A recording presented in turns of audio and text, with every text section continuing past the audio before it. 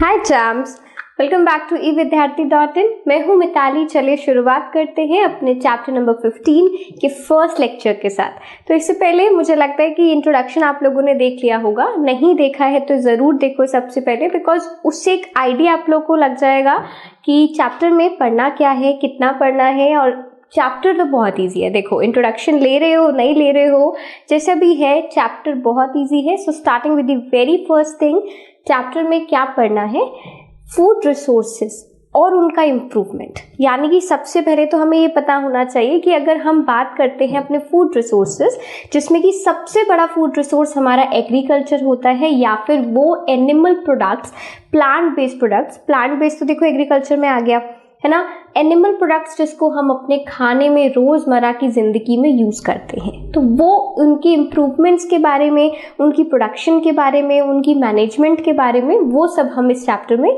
पढ़ने वाले हैं। ठीक है, अब स्टार्ट करते हैं कि लिविंग ऑर्गेनिजम्स को बेसिकली सर्वाइवल के लिए चाहिए क्या, उन्हें चाहिए खाना। खाना क्यों चाहिए? उनकी ग्रोथ के लिए, उनकी डेवलपमेंट के लिए, उनके क्या है और इसमें हेल्थ के लिए, ऑब्वियसली शरीर के लिए तो चाहिए ही। ठीक है, बिकॉज खाना होगा सर्वाइव कर पाओगे, हेल्दी होगे तभी काम कर पाओगे, इकोनॉमी तभी डेवलप होगी, अदरवाइज कोई पॉइंट नहीं है ना। कोविड के वक्त में देखा है ना आप लोगों ने ये सब कि किस तरीके से इकोनॉमी जो कंट्रीज की है वो फॉल हुई है। उसका रीज़न क्या है? जो लोग काम करते हैं जिससे पैसा जनरेट होता है, कंट्री प्रॉस्पर करती है, वर्ल्ड प्रॉस्पर करता है, एक दूसरे से डिपेंडेंसी हम अपनी क्रिएट कर पाते हैं, वो उसका एक जरिया है काम करना। और अगर आप हेल्दी नहीं हैं, आप बीमार पड़े हैं, तो ऑब्वियसली काम नहीं हो पाएगा, सब कुछ रुक जाएगा। तो वो सब चीज़ें हम लोगों ने अपने आप विटनेस की है। ठीक है, so this is very essential. इसके बाद आता है कि अब अगर हम बात करते हैं कि food is very essential for us, खाने की बहुत ज़रूरत है।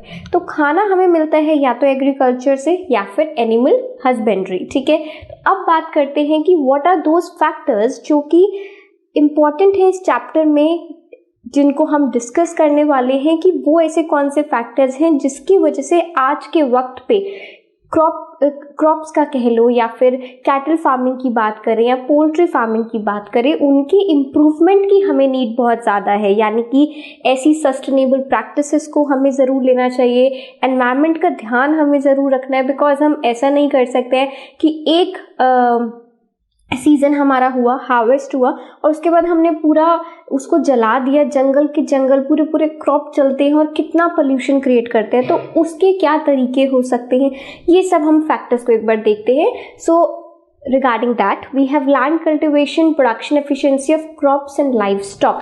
किस तरीके से, जैसे होता है ना, आपने देखा होगा कि गाय भैंसों को अगर आपको उनसे अच्छा ईल्ड चाहिए, यानी कि अच्छी क्रॉप्स चाहिए, अच्छा दूध चाहिए, है ना, तो आप उनको अच्छा खिलाओगे भी तो सही, लाइफ स्टॉक की वहाँ बात आ जाती है। ठीक है, तो वो भी हमें ध्यान रखना है।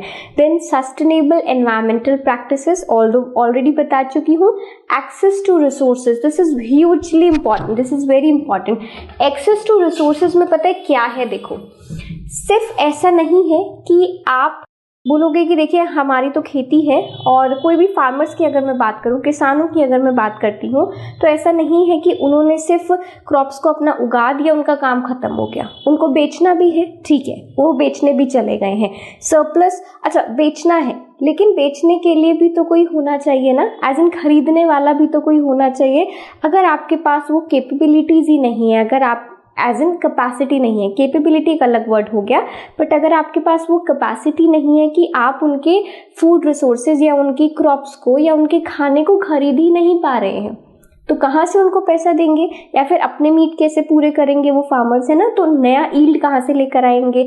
अच्छी डिमांड होगी, अच्छे पैसों में बिकेगा तो ही आप अच्छे मेन्योर को, फर्टिलाइजर्स को टाइम लगा के अच्छे से बनाओगे, चीज़ों को पकाओगे, सॉरी पकाना तो नहीं है बट इनको क्रॉप करते हैं। ठीक है, इनकी हार्वेस्ट पे हम ध्यान दे पाएंगे। तो access to resources is very important, जिसमें कि एक चीज़ आती है इरिगेशन, यानी कि आपके पास पानी के वो सोर्सेज होने चाहिए। अगर आपके पास रिवर नहीं है तो बड़े बड़े कैनाल बना दिए जाते हैं, तो ये बहुत इंपॉर्टेंट है इन सब फैक्टर्स के लिए। ठीक है, and the last is your scientific management. आज के वक्त पे scientific management in terms of agriculture, in terms of any other thing पूरे यूनिवर्स में कोई आप फैक्टर उठाओ, उसमें अगर साइंस लगा के आप उसको मैनेज नहीं कर रहे हो या टेक्नोलॉजी ड्रिवन नहीं है तो थिंग्स आर वेरी डिफिकल्ट। क्यों? इसका एक बहुत बड़ा रीज़न है।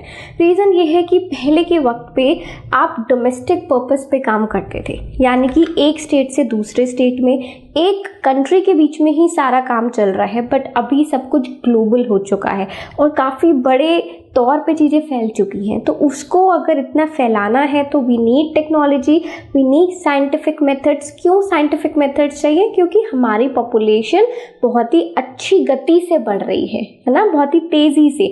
तो उसके लिए अगर आप साइंस नहीं इस्तेमाल करोगे तो कहाँ से आम को लेकर आओगे, है ना। वो तो गर्मियों में उगता है।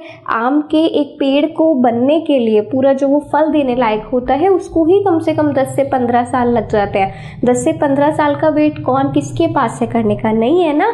तो यानी कि बहुत सारी साइंस और टेक्नोलॉजी यूज हो रही है to meet this growing demand. Clear हो गया? चलो, आइडिया लग गया क्या कर रहे हैं हम। जितना भी आपकी बुक को जब आप रीड करना शुरू करते हो ना, तो स्टार्टिंग के 2 पेज तो आप लोग का कई बार देखते हो कि स्किप ही कर देते हैं। तो वो स्किप नहीं करना है। आपने रीड नहीं किया है, I am here to help you guys. ठीक है, मैंने वो आपको समझा दिया। अब स्टार्ट करने से पहले 2 टर्म्स हैं that we need to keep in mind, important है, पूछी जा सकती हैं आपसे 1 मार्क्स में। तो पहली टर्म है हमारी green revolution and the other one is your white revolution. होती क्या है वो एक बार देख लेते हैं। So we have green revolution. Green revolution एक वो प्रोग्राम है जो कि अलग अलग कंट्रीज में लिया गया, इनफैक्ट अपनी कंट्री में भी लिया गया, जिससे कि आप फूड की प्रोडक्शन को इंक्रीज कर सकते हो टेक्नोलॉजी के बेसिस पे, इरिगेशन मेथड्स के बेसिस पे, हाई वैरायटी ऑफ सीड्स, जो आपके सीड्स हैं उनकी अच्छी वैरायटी, उनका ईल्ड अच्छा हो, उसकी क्रॉस ब्रीडिंग कराई जाए अलग अलग क्रॉप्स की, है ना। फॉर एग्जांपल गोभी का मैंने एग्जांपल आपके इंट्रोडक्शन में भी दिया था। या फिर ऐसे बहुत सारे अलग अलग से फूल, देखो अगर आप पेड़ पौधों की बात करोगे उसमें तो आपने देखा ही होगा। इसी तरीके से सब्जियों के जो जैसे वीट की वैरायटी होती है, वीट के देखोगे, राइस की वैरायटी, पैडी फील्ड्स की वैरायटी। अगर आप देखोगे ना कि किसी क्रॉप को मैंने पैडी फील्ड में डाल दिया, पूरा चैप्टर में आगे हम ये सब चीजें पढ़ेंगे, तो वो बहुत इंपॉर्टेंट है और वो ग्रीन रेवोल्यूशन के अंडर आता है। ठीक है, next is your white revolution. अब इसमें क्या है, white revolution as the name is suggesting, यहाँ पर डेयरी प्रोडक्ट्स की बात होगी, है ना। किस तरीके से हम कैटल्स की फार्मिंग, जैसे आपने प्रीवियस में देखा होगा कि अगर मैं यहाँ पर ध्यान देती हूँ, कैटल फार्मिंग करते थे ना, तो इनको किस तरीके से साथ में लाना है, अलग अलग छोटे छोटे से गुट बना दिए, यानी कि ऑर्गेनाइजेशंस बना दी, महिलाओं को ये काम पहले दिया गया। अगर आपको याद होगा कि किसने इसे स्टार्ट किया था, which is that one company in India जो कि बहुत पहले ये काम स्टार्ट कर चुकी थी और बहुत ही सक्सेसफुल तरीके से आज तक कर रहे हैं। मुझे कमेंट सेक्शन में बताओ, ठीक है।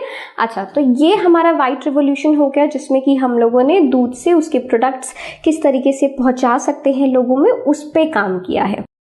अपार्ट फ्रॉम दैट, अब बात आती है कि चलिए व्हाइट रेवोल्यूशन क्या है, ग्रीन है, हम सबको पता है। अब हमें पढ़ना है कि हमारी डिफरेंट क्रॉप्स है कौन सी, किस पर्पस के लिए काम आती हैं और उसके ऊपर हम इम्प्रूवमेंट कैसे कर सकते हैं।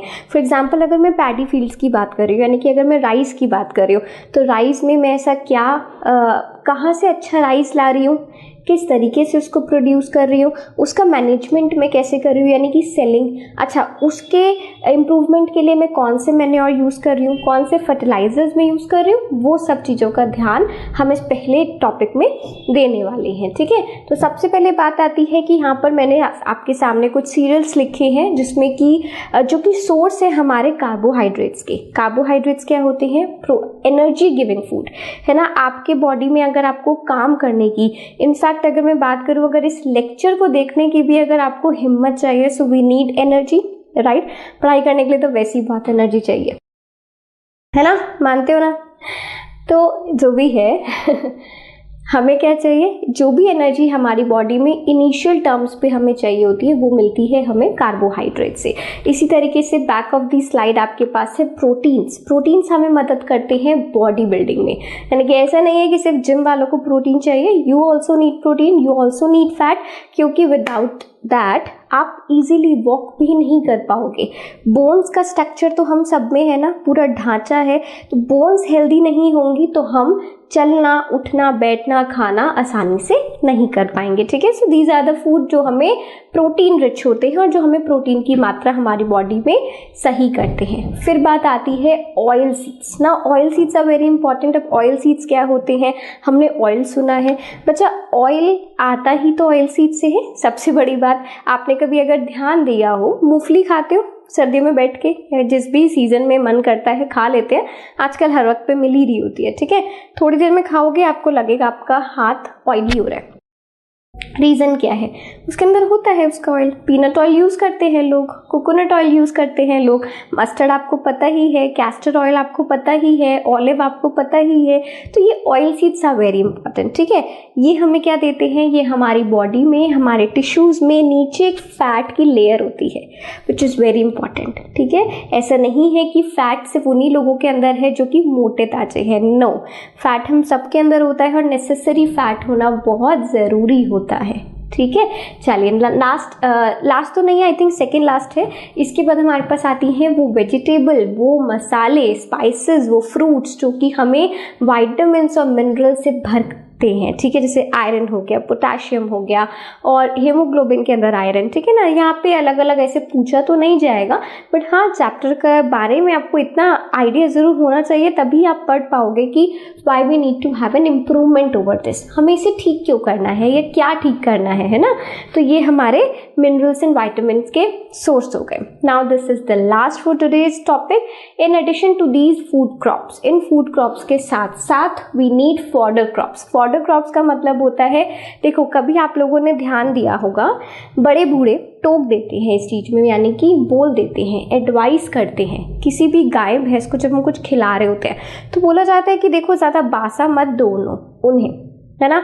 ऐसा नहीं है कि 4 दिन से आपने रोटी घर में रखी हुई है और गाय को आप सोचते हो हमने तो खाया नहीं है, हमारा रह गया है, जूठा है और ऐसा है, कहीं पे भी डाल दिया। ठीक है, वो तो ठीक है कि वेस्ट नहीं होना चाहिए, लेकिन हमें इस बात का भी ध्यान देना चाहिए कि हम कितना पुराना, है ना, कितना खराब उनको तो नहीं दे रहे हैं, क्योंकि अल्टीमेटली उन्होंने भी तो दूध निकालना है, वो हमने यूज़ करना है, तो वो हम ही अपने लिए उनको अच्छे फॉडर क्रॉप्स नहीं दे रहे हैं, है ना।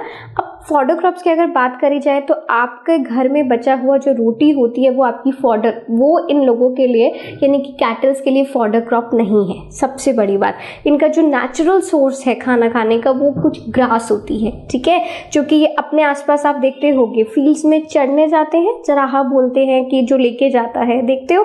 ठीक है, तो ग्रासलैंड्स होते हैं, वहां पर जो अलग अलग सुदान ग्रास है, अलग अलग जितने भी सीड से खाते हैं, ओट्स जो भी इन्हें प्रोवाइड किया जाता है। ठीक है, बाजरा है वो, मगर मैं चिड़ियों की बात करती हूँ तो ये लाइफ स्टॉक का बड़ा इंपॉर्टेंट पार्ट है और इनका जो नेचुरल फूड है वो इनको लेना देना चाहिए। कई बार आप देखते होंगे गाय भैंसे अपने आप ही सड़क पे घूम रहे होते हैं। ठीक है, तो ऐसा नहीं है कि भूखे रह जाएंगे, ऑब्वियसली उनको आदत है कि ठीक है वो कहीं पे खाना अगर रोटी कोई डालता है तो उनको आदत पड़ जाती है, तो वो लेने जरूर आते हैं, विच इज़ नॉट रॉन्ग, गलत नहीं है, अच्छा है इनफैक्ट। ठीक है, आप उन्हें खिलाओ, लेकिन ये ध्यान में रखते हुए कि उनका नेचुरल सोर्स क्या है और कितना सही उन्हें खिलाना चाहिए। कुछ भी नहीं, ऐसा नहीं है कि पॉलीथिन में आप एक रोटी बांध के लेकर आए हो, पॉलीथिन के साथ ही उनको दे दिया। आजकल ये भी बहुत प्रॉब्लम हो रही है, इतना ज़्यादा इनके अंदर प्लास्टिक मिलता है जो कि उनको तो खराब कर ही रहा है, उनको तो मार ही रहा है, आप ही के साथ भी तो गलत हो ही रहा है ना।